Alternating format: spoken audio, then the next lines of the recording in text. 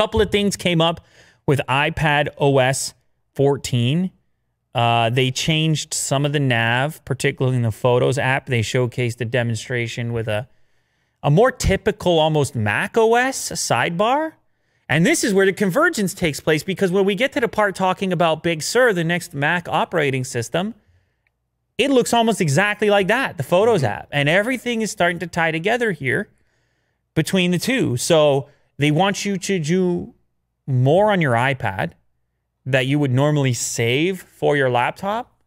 And they want to make the laptop look more like the iPad so you believe it.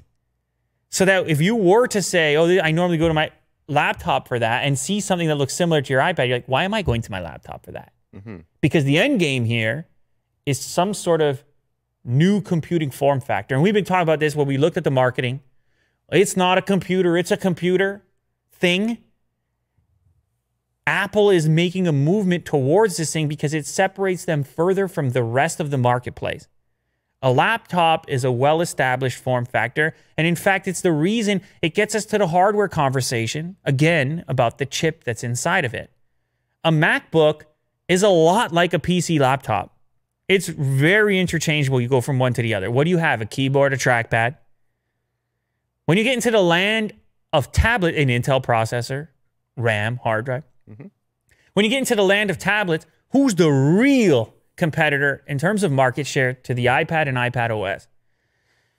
It's tough to say. Maybe it's Microsoft with the Surface products. I've stated that in the past. I don't know how they compare from a market share perspective, but the key with those products is they aim to give you the desktop environment on more mobile hardware. Apple's taking the alternative approach. They're saying the mobile first mentality on the software side, we can bring some of those features to the desktop-based environment and prove to you that that's the one that's screwed up or needs work or is too antiquated. They're not wrong. It's just a difficult task. Certainly, laptop-based environments are antiquated in the sense that they're more familiar and more similar to the type of stuff we grew up using than mobile or touch-based interfaces. Absolutely. You remember the early days. You remember those Windows. What was the first Windows copy you had? 3.1. You had 3.1? Yeah. I think the what was that ball. before or after NT?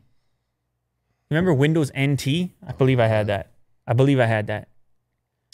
Let's do a quick fact check. What year was Windows NT?